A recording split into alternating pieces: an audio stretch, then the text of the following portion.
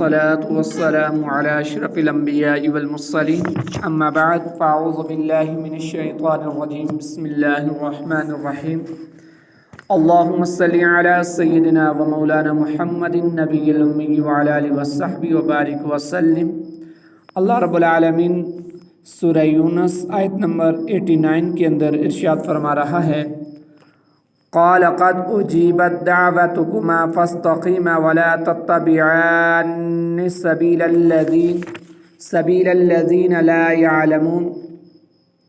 اللہ نے فرمایا تم دونوں کی دعا قبول ہوئی، پس تم ثابت قدم رہو اور نادانوں کے راستے پر نہ چلنا۔ قال قد اجیبت دعوتکما، اللہ نے فرمایا کہ تم دونوں کی دعا قبول ہوئی۔ اس آیت میں دعا کی نسبت حضرت موسیٰ اور حضرت ہارون علیہ السلام کی طرف کی گئی، حالانکہ حضرت موسیٰ علیہ السلام دعا کرتے تھے اور حضرت ہارون علیہ السلام آمین کہتے تھے۔ اس سے معلوم ہوا کہ آمین کہنے والا بھی دعا کرنے والوں میں شمار کیا جاتا ہے۔ یہ بھی ثابت ہوا کہ آمین دعا ہے، لہٰذا اس کے لیے اخفا ہی مناسب ہے۔ حضرت موسیٰ علیہ السلام کی دعا اور اس کی مقبولیت کے درمیان 40 برس کا فاصلہ ہوا، اسی لیے فرمایا گیا کہ ان لوگوں میں سے نہ ہونا جو قبولیت دعا میں دیر ہونے کی حکمتیں نہیں جانتے۔ اس آیت کریمہ سے یہ معلوم ہوا کہ دعا کی قبولیت میں یہ ضروری نہیں کہ فوراً ہی دعا کا اثر نظر آ جائے، بلکہ بعض اوقات حکمت الہیہ سے اس میں ایک عرصے تک کی تاخیر بھی ہو جاتی ہے، تو اس شخص کی دعا ویسے ہی قبول نہیں ہوتی جو شور مچائے کہ اس نے بڑی دعا کی مگر قبول نہیں ہوئی۔ حضرت ابو ہریرہ رضی اللہ تعالیٰ عنہ سے روایت ہے کہ اللہ کے نبی علیہ السلام نے ارشاد فرمایا، بندے کی دعا قبول ہوتی ہے جب تک کہ وہ گناہ یا قطع رحمی کی دعا نہ مانگے، کہ جب تک کہ وہ گناہ یا قطع رحمی کی دعا نہ مانگے اور جب تک کہ جلد بازی سے کام نہ لے۔ عرض کی گئی یا رسول اللہ صلی اللہ علیہ وسلم جلد بازی کیا ہے؟ ارشاد فرمایا یہ کہے کہ میں نے دعا مانگی اور مانگی مگر مجھے امید نہیں کہ قبول ہو، لہٰذا اس پر دل تنگ ہو جائے اور دعا مانگنا چھوڑ دے۔ اس لیے دعا کے آداب میں سے یہ بھی ہے کہ قبولیت کے یقین سے دعا مانگو، جیسا کہ حضرت ابو ہریرہ رضی اللہ تعالیٰ عنہ سے روایت ہے کہ اللہ کے نبی نے ارشاد فرمایا تم اللہ تعالیٰ سے قبولیت کے یقین کے ساتھ دعا مانگا کرو اور جان لو کہ اللہ تعالیٰ غافل دل سے دعا کرنے والے کی دعا قبول نہیں فرماتا۔ وَجَاوَزْنَا بِبَنِي إِسْرَائِيلَ الْبَحْرَ فَأَتْبَعَهُمْ فِرْعَوْنُ وَجُنُودُهُ بَغْيًا وَعَدْوًا حَتَّى إِذَا أَدْرَكَهُ الْغَرَقُ قَالَ آمَنْتُ أَنَّهُ لَا إِلَهَ إِلَّا الَّذِي آمَنَتْ بِهِ بَنُو إِسْرَائِيلَ وَأَنَا مِنَ الْمُسْلِمِينَ۔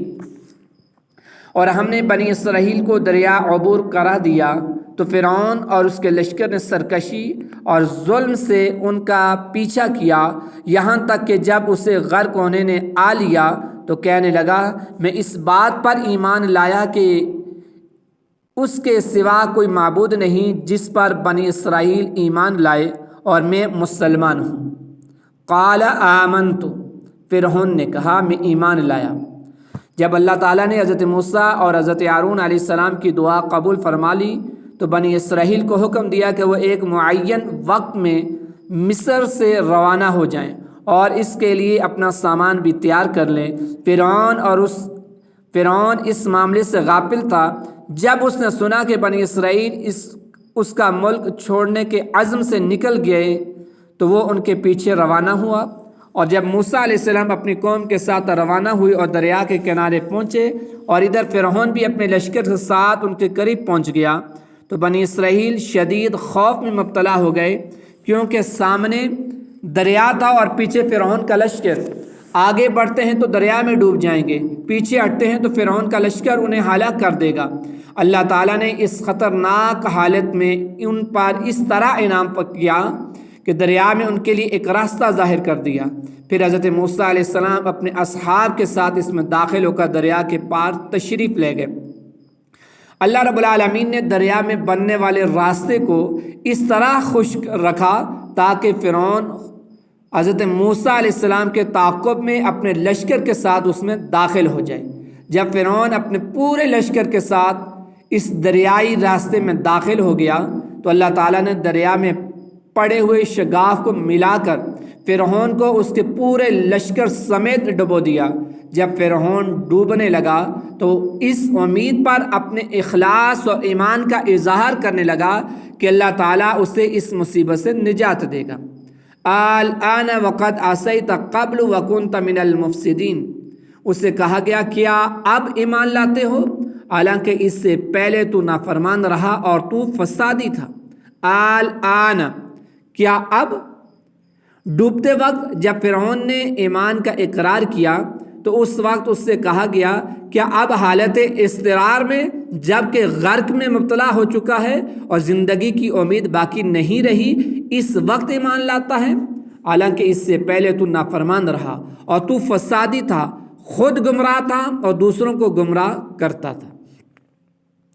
فَالْيَوْمَ نُنَجِّيكَ بِبَدَنِكَ لِتَكُونَ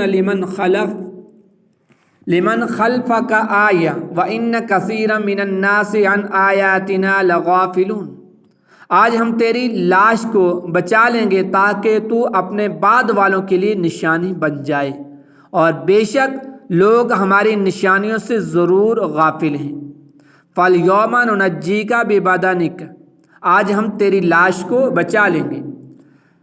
علماء تفسیر کہتے ہیں کہ جب اللہ تعالیٰ نے فرعون اور اس کی قوم کو غرق کیا اور حضرت موسیٰ علیہ السلام نے اپنی قوم کو ان کی ہلاکت کی خبر دی تو بنی اسرائیل میں سے بعض کو شبہ رہا اور اس کی عظمت اور ہیبت جو ان کے قلوب میں تھی اس کے باعث انہیں ان کی ہلاکت کا یقین نہ آیا، تو اللہ تعالیٰ کے حکم سے دریا نے فرعون کی لاش ساحل پر پھینک دی۔ بنی اسرائیل نے اس کو دیکھ کر پہچانا۔ وَإِنَّ كَثِيرًا مِنَ النَّاسِ عَنْ آیَاتِنَا لَغَافِلُونَ، اور بے شک لوگ ہماری نشانیوں سے ضرور غافل ہیں۔ اللہ تعالیٰ نے حضرت موسیٰ علیہ السلام اور فرعون کا واقعہ بیان فرمایا اور فرعون کا انجام ذکر کیا اور اس واقعے کا اختتام اس کلام پر فرمایا۔ اس خطاب میں نبی مکرم صلی اللہ علیہ وسلم، یہ خطاب نبی مکرم صلی اللہ علیہ وسلم سے ہے تاکہ وہ اپنی امت کو دلائل سے اعراض کرنے والوں پر ڈرائیں اور ان واقعات میں غور و فکر کرنے اور ان سے عبرت حاصل کرنے کی ترغیب دیں۔ یہی ان واقعات کو بیان کرنے کا مقصود ہے۔ وَلَقَدْ بَوَّأْنَا بَنِي إِسْرَائِيلَ مُبَوَّأَ صِدْقٍ وَرَزَقْنَاهُم مِّنَ الطَّيِّبَاتِ فَمَا اخْتَلَفُوا حَتَّىٰ جَاءَهُمُ الْعِلْمُ إِنَّ رَبَّكَ يَقْضِي بَيْنَهُمْ يَوْمَ الْقِيَامَةِ فِيمَا كَانُوا فِيهِ يَخْتَلِفُونَ، اور بے شک ہم نے بنی اسرائیل کو عزت کی جگہ دی اور انہیں پاکیزہ رزق عطا کیا تو وہ اختلاف میں نہ پڑیں مگر علم آنے کے بعد۔ بے شک تمہارا رب قیامت کے دن ان میں اس بات کا فیصلہ کر دے گا جس میں وہ جگڑتے تھے۔ وَلَقَدْ بَوَّأْنَا بَنِي إِسْرَائِيلَ مُبَوَّأَ صِدْقٍ، اور بے شک ہم نے بنی اسرائیل کو عزت کی جگہ دی، یعنی ہم نے بنی اسرائیل کو عزت کی جگہ ٹھہرایا اور ان کے سمندر سے نکلنے اور اس کے دشمن فرعون کی ہلاکت کے بعد انہیں عزت کے مقام میں اتارا۔ آیت میں عزت کی جگہ سے یا تو ملک مصر اور فرعون اور فرعونیوں کے املاک مراد ہیں، یا سرزمین شام، قدس اور اردن جو کہ نہایت سرسبز و شاداب اور زرخیز ملک ہیں۔ فَمَا اخْتَلَفُوا حَتَّىٰ جَاءَهُمُ الْعِلْمُ، تو وہ اختلاف میں نہ پڑیں مگر علم آنے کے بعد۔ یہاں علم سے مراد یا تو توریت ہے جس کے معنی میں یہود آپس میں اختلاف کرتے تھے، یا سرکار دو عالم صلی اللہ علیہ وسلم کی تشریف آوری ہے کہ اس سے پہلے تو سب یہودی آپ کے قائل اور آپ کی نبوت پر متفق تھے اور توریت میں جو آپ کی صفات مذکور تھیں اس کو مانتے تھے، لیکن تشریف آوری کے بعد اختلاف کرنے لگے۔ کچھ ایمان لے آئے اور کچھ لوگوں نے حسد اور عداوت کی وجہ سے کفر کیا۔ ایک قول یہ ہے کہ علم سے قرآن مجید مراد ہے۔ اس سے معلوم ہوا کہ جس علم کے ساتھ اللہ تعالیٰ کی توفیق اور حقیقی معرفت نہ ہو وہ علم اللہ تعالیٰ کا عذاب اور حجاب ہے۔ چنانچہ علم کے باوجود گمراہ ہو جانے کے بارے میں اللہ رب العالمین ارشاد فرماتا ہے وَأَدَلَّهُ اللَّهُ عَلَىٰ عِلْمٍ، اور اللہ نے اسے علم کے باوجود گمراہ کر دیا۔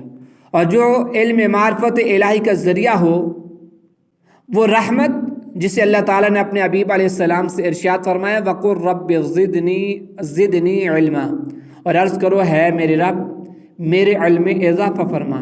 اِنَّ رَبَّكَ يَقْضِي بَيْنَهُمْ يَوْمَ الْقِيَامَةِ، بے شک تمہارا رب قیامت کے دن ان میں فیصلہ کر دے گا۔ یعنی حبیب مکرم صلی اللہ علیہ وسلم یہودی دنیا میں آپ کی نبوت کے معاملے میں جھگڑ رہے ہیں، قیامت کے دن آپ کا رب ان میں عملی طور پر اس طرح فیصلہ کر دے گا کہ آپ پر ایمان لانے والوں کو جنت میں داخل فرمائے گا اور آپ کا انکار کرنے والوں کو جہنم کے عذاب میں مبتلا فرمائے گا۔ اللہ رب العالمین ہمیں اس قرآن کو سمجھنے کی توفیق عطا فرمائے۔ وما علیہ الا البلاغ۔